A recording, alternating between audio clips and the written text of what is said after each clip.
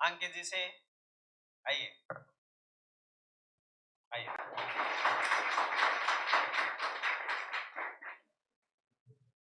ये कई सिलेक्शन पे सिलेक्शन दिए हैं और फर्स्ट रैंक पे रही हुई है और नॉर्थ साइड के अंदर भी टॉप रैंक लेके आए हैं। तो सबसे पहले तो डीएनए की तरफ से बहुत बहुत बधाई हो।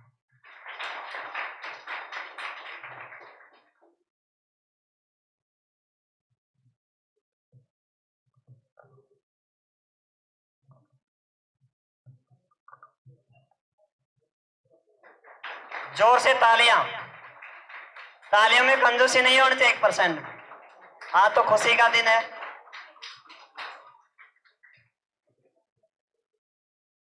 सबसे अच्छी बात है कि अपने यहाँ पर जैसे हरियाणा के जितने बच्चे आए हैं सारे सिलेक्ट होके गए हैं। सबसे अच्छी बात है। देखो ठीक है, अब अपन बात करेंगे अंकित से कि भाई किस तरीके से तैयारी करी। ठीक है, और आपको कुछ क्वेश्चन पूछना है तो पूछ सकते हो। Thank you sir. सबसे पहले तो आपको मुझे इस काबिल समझा इन सर ने कि मैंने 18 दिसंबर 2021 को मैं इस कोचिंग में आया था डीएनए में, क्योंकि 16 दिसंबर 2021 को रिजल्ट पास आउट हुआ था नॉर्थ साइड का। तब मेरी रैंक 5012 थी। उस टाइम क्वालिफाई किया था मैंने। तब मतलब डिमोटिवेशन होता है कि रैंक ज्यादा मतलब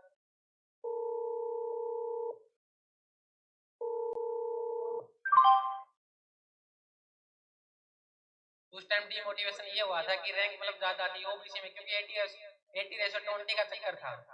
जो मेल है और गवर्नमेंट ने कुछ ऐसा नियम कर रखा था कि अपन मेहनत ज्यादा करनी पड़ रही मतलब लड़कों को। 5012 रैंक में मैं सिक्योर नहीं था। तब डिमोटिवेशन होकर सर का मैंने सहारा लिया। शायद वो शाम का टाइम था सर उस टाइम। तो सर ने एक ही बात कही थी कि अब करना, मतलब हमेशा पॉजिटिव रास्ता बताया थे उन्होंने कि आगे से मतलब टेस्ट देना, कि कोई भी टेस्ट छोटा मत समझना। हर टेस्ट आने के बाद के अंदर मैंने सबसे पहले ये कहा था कि आप डिजर्व करते हो सिलेक्शन के लिए, आपका सिलेक्शन कोई नहीं रोक सकता। क्यों? क्योंकि मैक्सिमम बच्चे क्या होते हैं डिमोरलाइज होकर घर बैठ जाते हैं या फिर बाद में देखेंगे, और देख के जज्बा होता है, जुनून होता है, तो तुरंत उठ क्या है कि अपने को सिलेक्शन कैसे निकालना है। वही देखा मैंने और वही देख करके मैंने पहले ही कह दिया था कि आराम से सिलेक्शन हो जाएगा, टेंशन की बात नहीं है और पॉजिटिव रह करके तैयारी करें। फिर करिए और उसी का परिणाम है। क्योंकि डीएमआर हरियाणा रोहतक पीजीआई में मेरी 64 नंबर है, प्लस 5 नंबर उसमें इकोनॉमिक के लगेंगे। उसका 14 नंबर को मतलब कोर्ट में सुनवाई होगी, उस चक्कर में मतलब कोर्ट केस लग रहा है उसमें 69 नंबर है। जो टॉप रैंक उसमें 73 है, तो उसमें सिक्योर है रोहतक पीजीआई में। उसके जस्ट 10 डेज आफ्टर मतलब हरियाणा सीएचओ का एग्जाम लगा था, उसमें फर्स्ट रैंक थी, नंबर थे 73 प्लस एमएलएस में लग के 5 नंबर ऐड होंगे 79 नंबर। तो उसके बाद में एक यूपी का और रिजल्ट आया था, उसमें 83 रैंक थी। UP NHM staff nursing officer की वैकेंसी थी उसमें। फिर रिम्स रांची का मैंने मतलब एग्जाम देने वेस्ट बंगाल कोलकाता जाना पड़ा मेरे को। सफर काफी लंबा तय किया था कि बीमार भी हो गया था उस टाइम, फूड पॉइजनिंग हो गई सर उस टाइम। मतलब एग्जाम के टाइम पे दौरे गया क्योंकि वहाँ का इन्वायरमेंट कुछ ऐसा था कि ऑयली मुंह भी हम ढंग से धोके नहीं गए थे उस टाइम, क्योंकि लेट पहुंचना हुआ था उस टाइम। रिम्स रांची में उन्होंने 370 वैकेंसी थी, वो भी 80:20 के चक्कर में थी। एक डीमोटिवेशन होना होता ना तो उस टाइम हो सकते थे हम, क्योंकि 80:20 और 340 वो सीट थी और 31 सीट मेल कैंडिडेट की थी। तो एक मतलब अपन सोचते हैं ना मेल हो गया अपना सिलेक्शन नहीं होगा, लेकिन ऐसी कुछ बात नहीं है। एक अपन को एक सिलेक्शन चाहिए, एक रैंक चाहिए, उस मतलब उस दायरे में रहेंगे तो सिलेक्शन अपनी आसानी से निकाल सकेंगे। और उसमें मेरी 13 रैंक थी। मतलब उसने ऑफिशियली उसने डिक्लेयर नहीं किया, उसने रोल नंबर दिए थे, देख लेना साइट पे, उसने डिक्लेयर नहीं किया क्योंकि उस अपन सीरियल नंबर की बात करते हैं ना, उसमें सीरियल नंबर 13 पे था। क्योंकि मैंने डीवी करवा के आया था नॉर्थ साइड के बाद में, 15 सितंबर को मेरा डीवी था, उसमें 13 रैंक थी, 92 नंबर थी मतलब उसमें रैंक। और मैं तो कल जा ही रहा था, मुझे पता भी नहीं था, मेरा नेट भी ऑफ था। मैं यहाँ आ गया था जयपुर कैथल जा रहा था साबरमती एक्सप्रेस बैठने के लिए, तो मुझे पता नहीं था। सर का कॉल आया था उस टाइम बस्तीराम सर का, तो ये कह रिजल्ट आ गया, तो मैं सर मैं देखता हूँ एक बार में ट्राई, क्योंकि हेजिटेशन हो जाती है। रिजल्ट नाम लेते हैं कोई दूसरा बोलेगा अपन कितना भी अच्छा एग्जाम दो, लेकिन एक हेजिटेशन होती है, एंजाइटी होती है। उस टाइम भी मैंने सर अभी बताता हूँ मेरा दर्द देख के, रोल नंबर हेजिटेशन में अपन हड़बड़ाहट कर देते हैं, और बस में था मैं उस टाइम। तो मैंने देखा रोल नंबर देखे और मैंने रैंक देखी ना 500, तो एक बार विश्वास नहीं होता, सच कह रहा हूँ। फिर मैंने 3-4 बार चेक किया, तो उस टाइम देखा मेरे हैं, सच में मेरे हैं। फिर दूसरी बार कॉल आ गया कि महिपाल सर आपसे बात करने के लिए कर रहे हैं।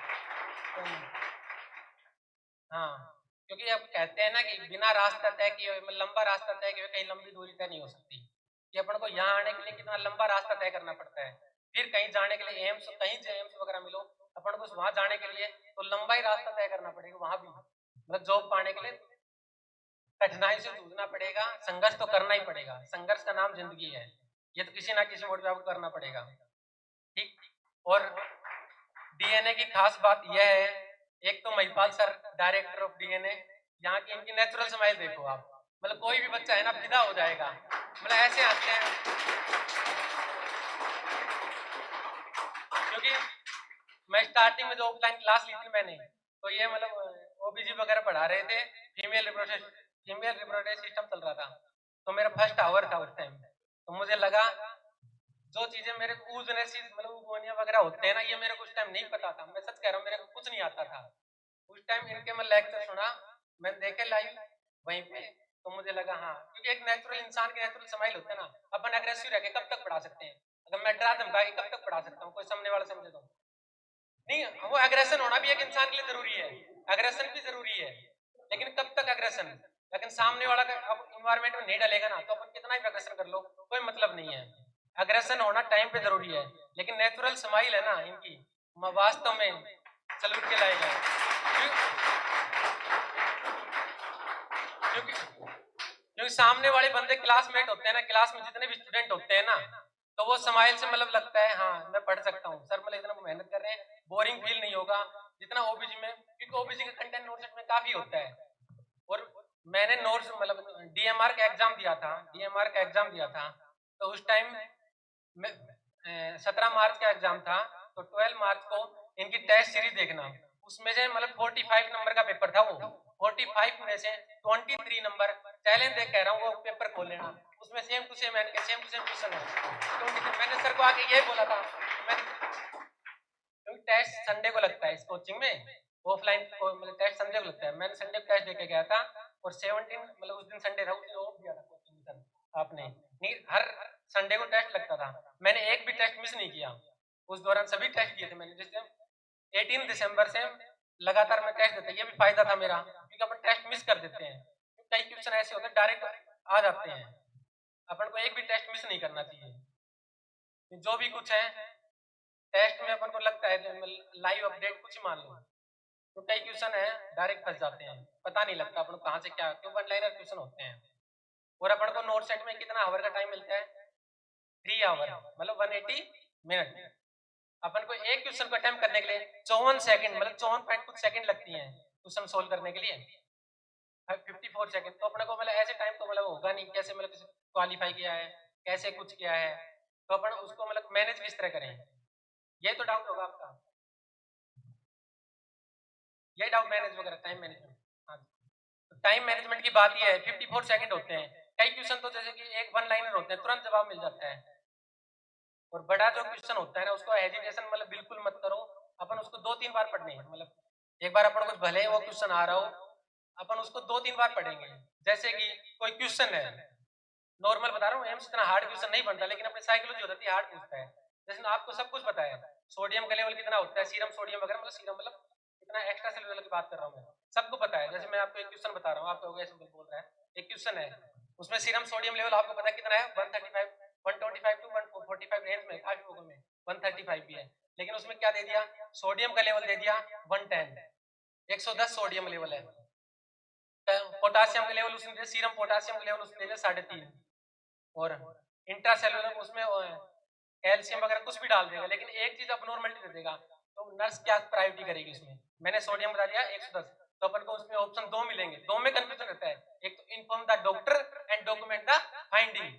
तो अपना उसमें क्या जवाब जाएगा? अगर मैं नॉर्मल रेंज बोलता, इसमें घबराने की कोई बात नहीं है, नॉर्मल रेंज बोलता ना, तो उसमें जाता है डॉक्यूमेंट द फाइंडिंग। अगर मैं इसकी मतलब सब कुछ नॉर्मल होता, सोडियम क्लोराइड पोटासियम जो भी कुछ है वो नॉर्मल होता, तो अपन को क्या लगता कि क्या करेंगे, डॉक्यूमेंट द फाइंडिंग, लेकिन अब तो अपने क्या करेंगे, नर्स है तो अंदर क्या करेगी, इन्फॉर्म द डॉक्टर।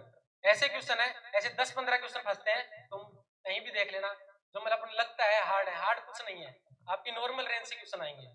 और बाकी ये सर शैलेंद्र सर, मैंने इनके खूब वीडियो देखे थे, एमएसएन, मुझे लगता नहीं इनसे ज्यादा मतलब कोई होगा एमएसएन फैकल्टी, लेकिन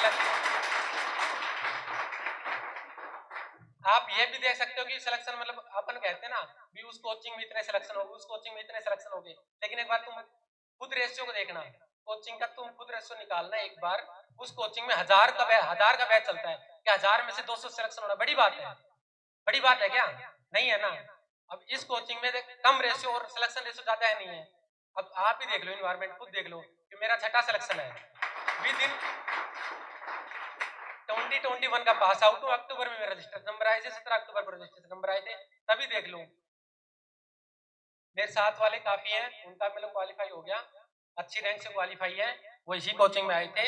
हम, मैं और जसवीर सर आपके पास दो जने हमने रिक्वेस्ट की थी, ऐसे ऐसे बात है, आप हमें वो करना, तो आप तो मैंने रेस्पॉन्स देखा था, हमने फील हो रहा था सर आप। नहीं, अच्छा था। क्या हो सिचुएशन हो सकती है, फीस वगैरह कोई मैटर नहीं करता, सबसे इम्पोर्टेंट होती है एक बच्चा कि वो चाहता क्या है। अब इनमें लगन थी, जैसे मैंने कई बार कही थी ना, आप लोगों को कहता रहता हूँ कि मैं शकल देख के बता दूंगा अब सिलेक्शन हो जाए, तो मुझे पता है क्योंकि मैं निकलता था ना, क्योंकि मैं यही रहता था पास में, तो मैं निकलता, सर कहते थे हाँ बी पॉजिटिव, होगा तेरा तो होके रहेगा। बस्ती राम सर बोलते थे होगा तेरा, क्यों नहीं होगा, कि जूस वगैरह पी लेते थे हम पास में बैठ के, तब भी डायलॉग मारते, होगा तेरा क्यों नहीं होगा। मैं डीएमआर का पेपर देख के आया सर, रात हो रही थी उस दिन आप मिले थे, कि तेरा नहीं होगा तो किसका होगा, आपने कहा था। हाँ, मैंने इसको बोला था कि तेरा सिलेक्शन निश्चित है, तो मिठाई खिला दे। बोले सर मिठाई तो मैं भी लेके आ जाऊंगा। वो तेरा सिलेक्शन कोई नहीं रोक सकता, क्योंकि तेरे ऊपर माँ सरस्वती का आशीर्वाद है और महिपाल सरकार पूरी डीएनए फैमिली का आशीर्वाद है, तो तेरे को कोई नहीं रोक सकता। क्योंकि जो तेरी पढ़ाई है और जो तू इतनी इंटेलिजेंट तरीके से पढ़ाई करता है, तो तेरे को रोकने वाला है ही नहीं। क्योंकि आप सबको पता है कि डीएनए के जो आपने लोगो देखा था, उस डीएनए के लोगों के ऊपर सरियाम सरस्वती माता विराजमान है, तो इसमें सिलेक्शन तो आपका निश्चित है, आप सभी बच्चों का भी सिलेक्शन होगा। और ये गारंटी है, आने वाला जो राजस्थान सीएचओ का एग्जाम है, डीएनए की रैंक से स्टूडेंट जाएंगे, मेरी गारंटी आपको मैं कह सकता हूँ। क्योंकि इस तरीके से अपनी पूरी फैकल्टी इस तरीके से तैयार है अब इस टाइम, कि वो ऐसे कह रही है कि राजस्थान में डीएनए की रैंक लेके आएंगे, चाहे कोई भी दिक्कत आए। ऐसे कोई दिक्कत नहीं है, शैलेंद्र सर बैठे हैं, महिपाल सर हैं, और अपनी पूरी फैकल्टी है। जैसे कि कोई से किसी भी सब्जेक्ट उठा के देख लो आप, सभी सब्जेक्टों के अंदर एक भी कोई भी टीचर, चाहे आप किसी भी कोचिंग का कोई से बच्चे से क्वेश्चन पूछ के देख लेना, अपने यहाँ जो एग्जाम देते हैं एवरी सैटरडे को टेस्ट होता है, टेस्ट देना ही नहीं, जो सर बोलते हैं, महिपाल सर खुद बोलते रहते हैं कि आए जो ही क्वेश्चन करो, आपको जो क्वेश्चन नहीं आ रहा छोड़ दो उसको, कोई दिक्कत नहीं। उस क्वेश्चन नहीं आ रहे उसके लिए हम हैं यहाँ पे, डीएनए में हम बैठे हैं, आपको जो क्वेश्चन में डाउट है उसको लेके आओ हमारे पास, वो आपका फर्ज बनता है, आप उस क्वेश्चन को लेके आना चाहिए, प्रत्येक टीचर से पूछना चाहिए। और ये गारंटी है कि आने वाला एक ऐसा कोई एग्जाम नहीं बचेगा जिसमें डीएनए कोचिंग की रैंक नहीं आए, ये हमारा वादा है, आपकी रैंक देना हमारा जिम्मेदारी है। बस जैसे हम कहें, जैसे आपको पढ़ाई करनी है, जैसे सर बोले सर के गाइडेंस पे चलना है, प्रत्येक टीचर आपको बोले आपको आज ये पढ़ के आना है, किसी के बहकावे में मत जाना, वहां पे अच्छा है वहां पे अच्छा है, ऐसे कभी मत जाना। क्योंकि यहाँ पे डीएनए में वही मिलता है जो सिलेक्शन में क्या आता है, क्वेश्चन क्या आ रहा है, ये मैं आपको पहले बोल रहा हूँ। मैंने इसके जिस टाइम ये आए, इसने आके बोला कि सर जब टेस्ट देके निकल रहे थे, जसवीर निकला टेस्ट देके फर्स्ट टाइम, ऑफलाइन बैच करके आया था, किसी ऑनलाइन के लिए आया था, किसी भी कोचिंग का, अपन नाम नहीं लेंगे, बट जब ये आया था वो सर मुझे ऑफलाइन क्लास लेके देखनी है, मुझको बिल्कुल लेके देखो। सर ने बोला हाँ बैठो क्लास लेके देखो। जब क्लास लेके देखा सर ने, इसने बोला सर मैं तो ऑफलाइन क्लास करूंगा, यहाँ से डीएनए से ऑफलाइन बैच लेना चाहता हूँ। मैंने बोला ठीक है आप लेके देख लो।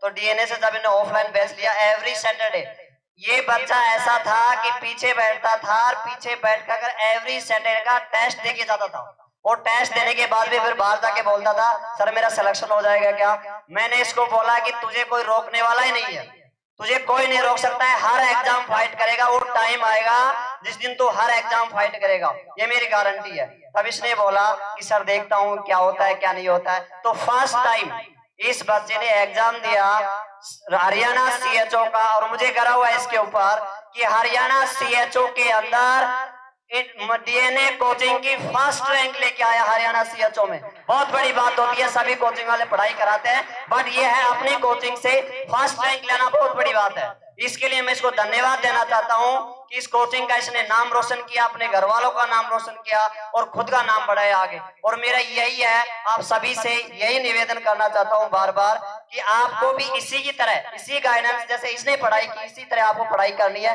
ज्यादा पढ़ने की जरूरत नहीं है। जो महिपाल सर बताए वो पढ़ के जाओ, जो शैलेंद्र सर बताए, जो अपनी फैकल्टी है जो बताए वो पढ़ाओ, आगे बढ़ने की जरूरत नहीं है आपको। ये वही चीज बताएंगे जो एग्जाम में क्या आ रहा है, फालतू की चीज कुछ नहीं बताएंगे। आप सबने पढ़ के आए हो, फोर्थ तक पास आउट की है, इतने इतने मोटे रजिस्टर बनाए हैं सबने, किसी ने एमएसएन का बनाया, किसी ने ओबीसी का बनाया, किसी ने हर चीज का बनाया। बट आपने देखा होगा यहाँ पे वही चीज पढ़ाई जाती है कि एग्जाम में सिलेक्टेड क्या आ रहा है, ये आपको सबको पता है इस चीज का। तो मैं ये इस पूरी फैकल्टी को धन्यवाद देना चाहता हूँ डीएनए फैमिली की तरफ से कि आपकी मेहनत इसी तरह जारी रही तो एक दिन डीएनए की हर बच्चा रैंक के साथ ही गवर्नमेंट जॉब में जाएगा, ये गारंटी है मेरी। ये अपनी मेहनत है और साथ साथ आपको मेहनत करनी पड़ेगी। और मैं जसवीर जी से कुछ सवाल पूछना चाहता हूँ इस मैटर में कि जसवीर जी मैं आपसे एक क्वेश्चन पूछ रहा हूँ, जब आप डीएनए में आए थे, थोड़ा अंकित जी, कि जब आप डीएनए में आए थे तब आपको कैसा माहौल लगा था यहाँ का पढ़ाई का? जैसे कि सर जिस तरीके से पढ़ाते थे उस तरीके से आप पढ़ के जाते थे, तो उसमें आपको क्या माहौल लगता था यहाँ पे कि आप यहाँ पे पढ़ाई किस तरीके से करवा रहे हैं, कोई किस तरीके के क्वेश्चन आ रहे हैं? तो मैं आपसे पूछ रहा हूँ। सर मेरे को ऐसे लग रहा था जैसे कि इन्वायरमेंट घर जैसा इन्वायरमेंट फील हो रहा था, क्योंकि हर चीज में महिपाल हो गए, बाकी सभी टीचर कोऑपरेट कर रहे थे। कि मतलब डीमोटिवेशन वाली चीज ही नहीं है इस कोचिंग में। जैसे कि अपन जाते हैं कई कोचिंग में प्रेशर बताते हैं कि यहीं से फोटो खींच लो और रूम पे जाके उतार लेना, तो वो काम तो अपन बुक से भी कर सकते हैं, काफी बुक है, नहीं कर सकते? बिल्कुल कर सकते सर। तो यहाँ ऐसा कुछ सीन नहीं था, बिल्कुल प्रॉपर नोट्स थे, सब कुछ अच्छा था, माहौल कोचिंग का एनवायरनमेंट लग रहा था। जब तो मैं बोलता हूँ क्वांटिटी की तरफ मत नहीं, क्वालिटी की तरफ देखो। क्वालिटी क्या है? क्योंकि कम स्टूडेंट बेहतर परिणाम, यही हुआ है इस कोचिंग में। तो साथ वाले और जो ये रैंक क्वालिफाई हुई है ना, वो ज्यादा नहीं है, अपन मतलब ज्यादा फर्क नहीं है। मेरे 99.47 है परसेंटाइल। जो बच्चे की मतलब मैक्सिमम जो 19,000 कितने क्वालिफाई हुए ना, वो उनकी मतलब ज्यादा नंबर का डिफरेंस नहीं है, मैक्सिमम 5 से 7 नंबर का डिफरेंस है, ज्यादा नंबर का डिफरेंस नहीं है इसमें। मतलब पॉइंटों में सिलेक्शन से वो कहते हैं रह जाते हैं। और ये तो मतलब 80:20 के बाद है। मतलब मैं तो विशेषकर लड़कों से कहना चाहता हूँ, तुम इस डिमोटिवेशन चक्कर मत हो, तुम भी रैंक निकाल सकते हो आसानी से। कि मैं निकाल चुका, क्या तुम नहीं निकाल सकते? नहीं निकाल सकते क्या? मैं भी आपके जैसे था, मैं वहीं बैठता था, वो बैठे वहीं पे बैठ मैंने स्टडी की थी, आराम से निकाल सकते हैं। जो रिम्स रांची मुझे लगा था हाँ 80 रोज, मेरा इससे नोट से ज्यादा दिमाग खराब उसमें हुआ था। उसमें 13वीं रैंक आ रही है, मतलब 80:20 में 13वीं रैंक आ रही है, 31 सीट थी। और आप, मैं निवेदन करता हूं आपसे कि आप हर एग्जाम देना चाहिए, क्योंकि एग्जाम देने से अपना क्वालिटी फाइंड आउट होती है कि कितनी बंदे में वो है। तो एग्जाम हर बंद वो देना चाहिए अपन को।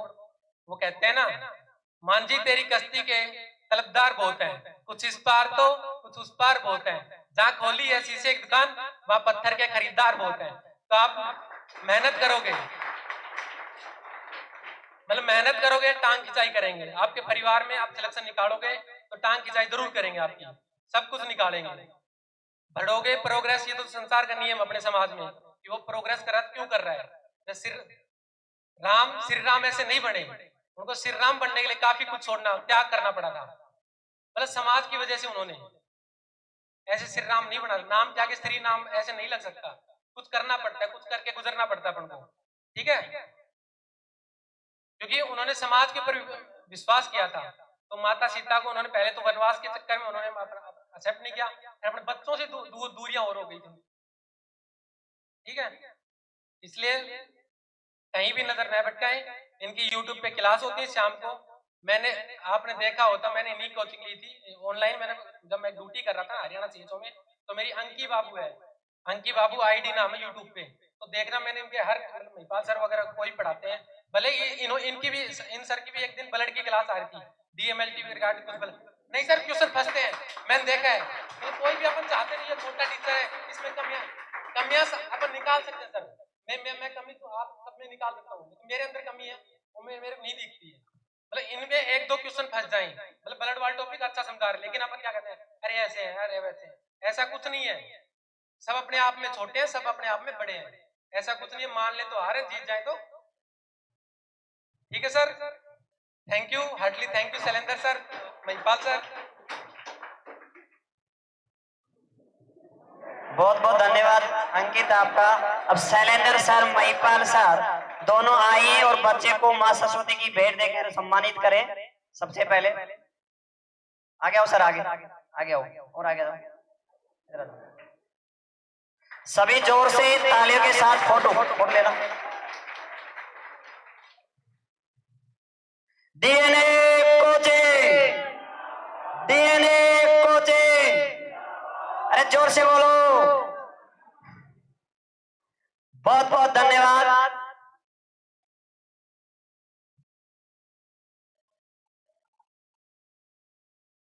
अब मैं महिपाल सर को बोलूंगा कि आप सभी बच्चों को गाइडलाइंस दें आपके फ्यूचर के लिए। अब जैसे अंकित ने बताया, सारी चीजें मैं आपको रोजाना बताता ही रहता हूँ, ठीक है। सिलेक्शन हो जाएगा, सिलेक्शन लेना आना चाहिए, टेंशन मत लो, रेगुलर पढ़ाई करो, बस सिलेक्शन अपना आप निकल जाएगा, ठीक है। नेक्स्ट अपन बुला रहे हैं अपने सामने दलवीर। दलवीर से बात करेंगे।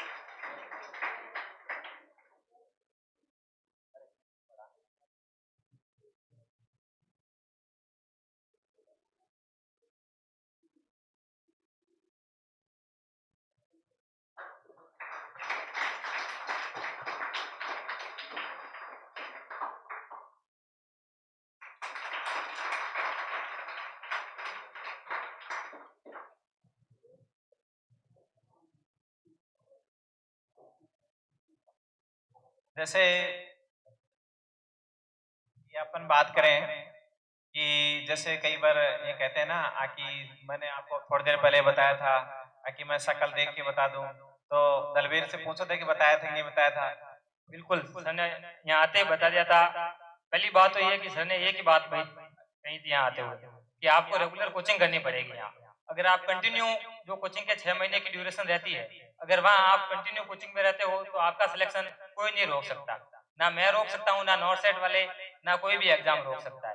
तो ये एक बात मेरे दिमाग में पहले से ही बैठ गई थी कि अपने को अगर सिलेक्शन लेना है तो कोचिंग तो रेगुलर आना ही पड़ेगा। सबसे पहले तो यही कहा था यहाँ आके कि आपको अगर यहाँ आना है तो एक बार तो रेगुलर कोचिंग करनी पड़ेगी। तो दिमाग में एक बात तो बैठा लीजिए भाई, अगर रेगुलर आएंगे, रोज कोचिंग आएंगे तो कुछ ना कुछ सीखने को मिलेगा। कई बच्चे होते हैं कि भाई एक बार फीस भरते ही महीने 2 महीने के बाद उनका दोस्त बैठ जाता है कि अब कोचिंग आके क्या करें। मैंने देखा है अपने बैच में भी कि 2-3 महीने बाद बच्चे पीछे से गायब होना शुरू हो जाते हैं, कोई ना कोई कहीं ना कहीं चला जाता है।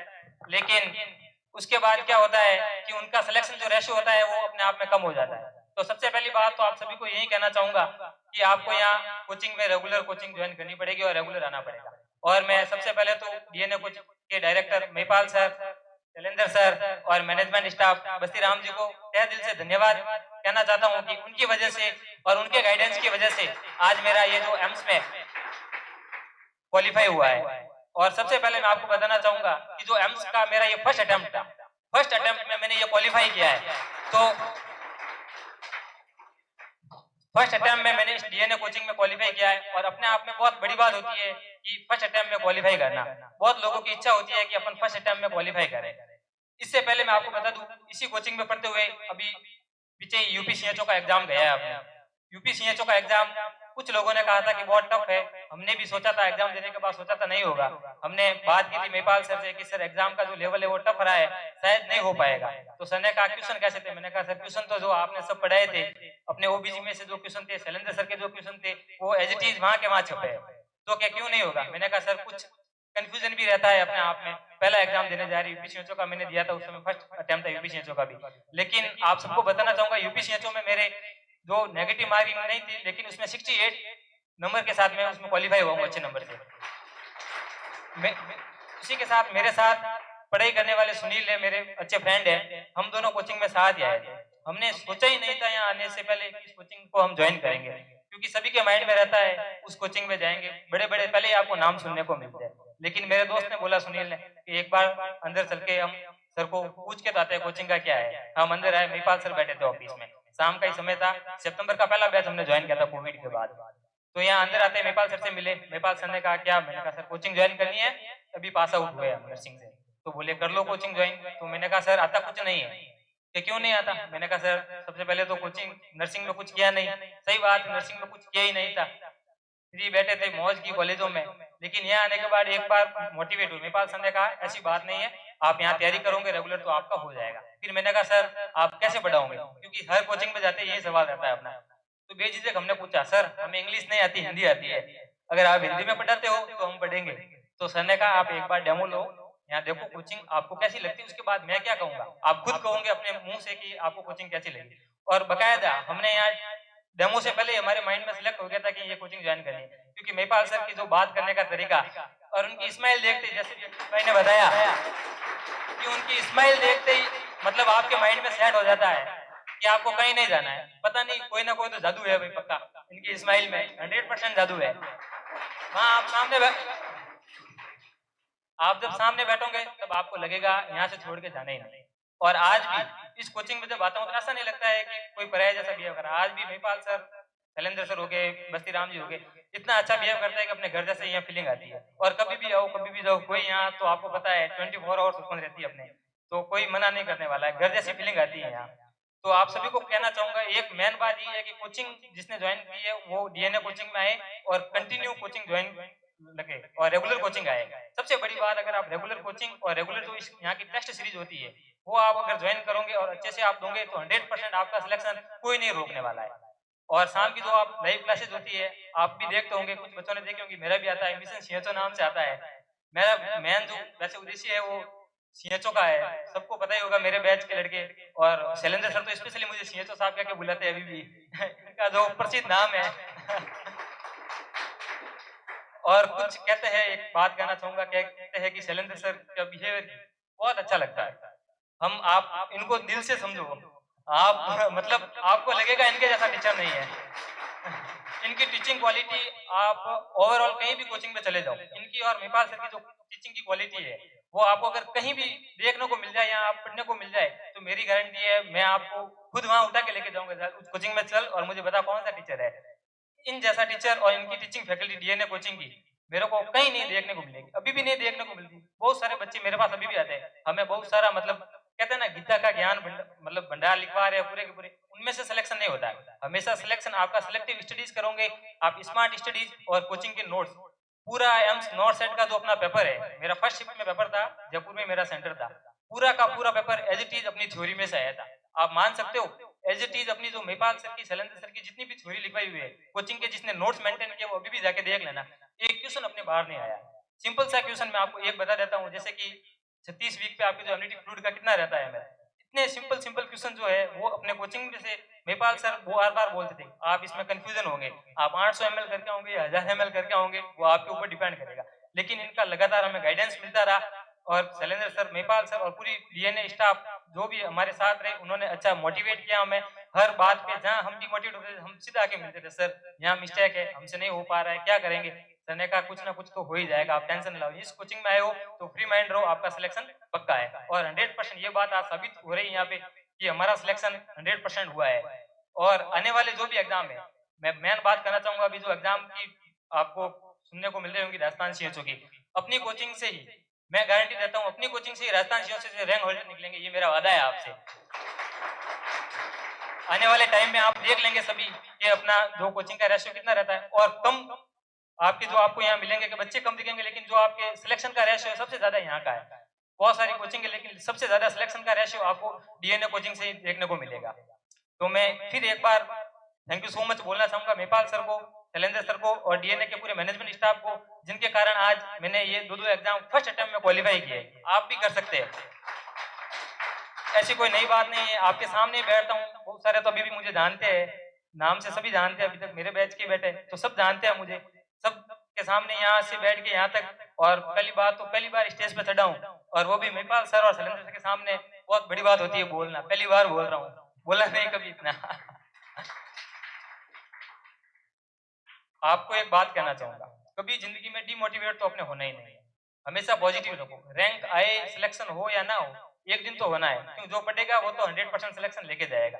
ऐसा तो है नहीं कि सिलेक्शन अपने बस की बात नहीं है। आपने जब कोचिंग ज्वाइन ही कर दी है तो आप सिलेक्शन 100% लेके जाओगे, और वो भी डीएनए कोचिंग में आ गए हो तो आपका सिलेक्शन कोई नहीं रोक सकता। ये पक्का वादा है मेरा आप सभी से। तो आप सभी कंटिन्यू स्टडी करते रहे, ज्यादा से ज्यादा।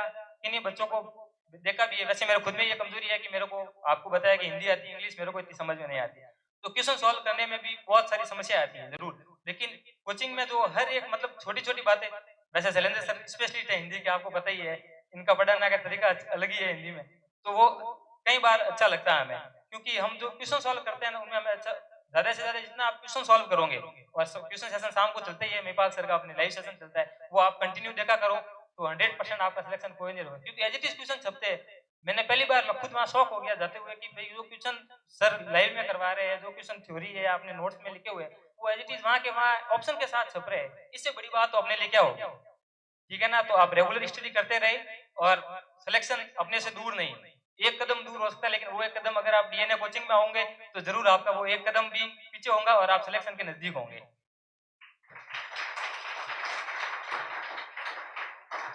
सभी को कहना चाहूंगा लास्ट में एक बार वापस जाते जाते कि मंजिल यूं ही नहीं मिलती राही को, एक जुनून सा दिल में जगाना पड़ता है।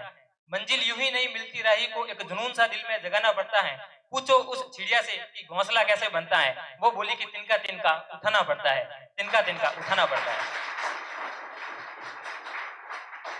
तो अपना बेसिक क्लियर रखें, और बेस आपका डीएनए कोचिंग में 100% पूरा होगा। बेसिक के साथ ही स्टडी जारी रखें अपनी, और आप सभी को भी मैं एडवांस में कांग्रेचुलेशन देता हूं अगले नॉर्थ सेट में और राजस्थान सीएसओ में आप सभी का सिलेक्शन हो, और डीएनए कोचिंग से नए सितारे निकल के उभरे आगे।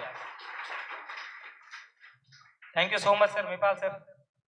जैसे अभी दलवीर ने कहा कि ऐसे जो क्वेश्चन बताए थे सर वो क्यों आए, ये मैं आपको कई बार कहता हूँ नहीं कहता, ताकि सेम टू सेम मिल जाएंगे आपको। उसका कारण है कि मैंने एक बार नहीं कई बार आजमाया है कि डीएनए के साथ में माँ सरस्वती जी विराजमान है। उसका कई रीजन मैं बताता हूँ आपको।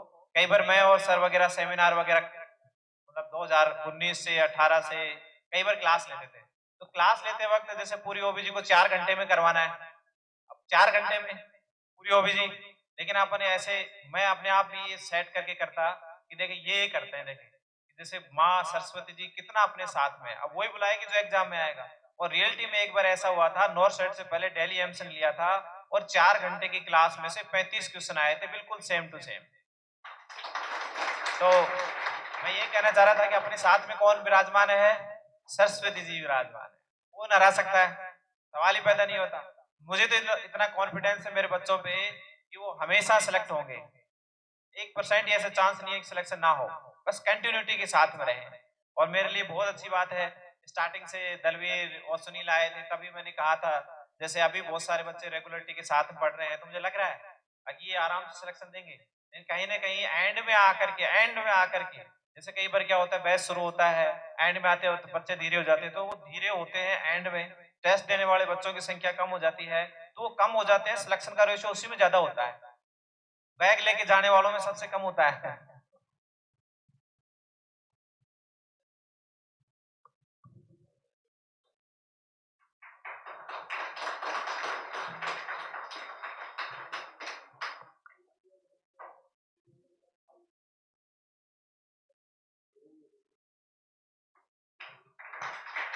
बहुत बहुत धन्यवाद।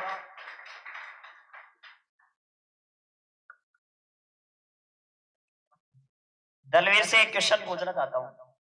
हाँ दलवीर, अगर आप राजस्थान सीएचओ का एग्जाम देते हो, अगर आप राजस्थान सीएचओ का एग्जाम देते हो तो आपके अंदर से मतलब कि कौन सी रैंक लाने की संभावना है जो आप?